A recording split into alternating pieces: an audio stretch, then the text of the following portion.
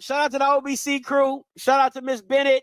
Shout out to the executive director. They some good people. So shout out to y'all. All right. All right. What you got, P?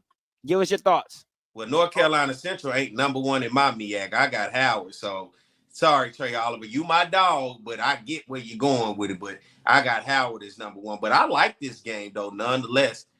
I think initially when we saw this, we didn't see this rounding out to be what it is today. But then when you bring Andrew Body in a part of Alabama State's football program and considering the potential that we've all said he has had at Texas Southern with no team around him, and now you put him on a team at Alabama State who only lost one division game last year in the East, and guess what? It was on a road game to Florida A&M. You got to then look at them and say, well, last year they were a quarterback away, right? Then you look at their defense on the other side. They bring in Rico Dozier from UAPB, a linebacker. Guess what? He led the SWAC in tackles last year.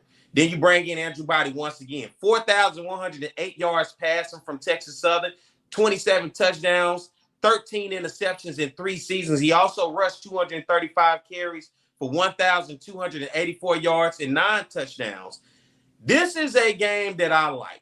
This is a team in Alabama State that I think a lot of people have been high on when you look at the conference. SWAC Media Day, they have them picked to win the East over Florida A&M, right? Then on the other side for North Carolina Central and Trey Oliver, they went 9-3, 4-1 last year.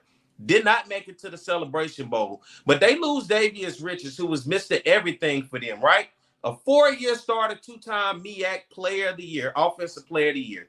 But I'm looking at on this side for North Carolina Central, can you make up for the offensive production that Davius Richards gave you? There's no doubt about it. When you lose a guy like that, that is a huge replacement offensively for the yards and the points. But nonetheless, Scotty, this is a top 5 matchup, I think, when you look at both of our HBCU top 5 polls.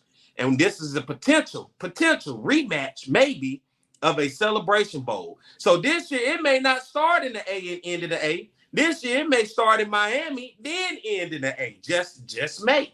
But I like this matchup. I like what Eddie Robinson Jr. is building over at Alabama State. And I like Trey Oliver and what he has built at North Carolina Central. Trey Oliver is the coach that's very witty, and he's not afraid to speak his mind. And I love a coach that's going to keep it real and speak his mind and tell it as it is. And I think you look at the other side. Eddie Robinson Jr. did the same thing against Deion. He ain't swag. I love the personalities of both of these guys, and I love both programs. I think this is going to be one hell of a game between both these programs, the Hornets and the Eagles.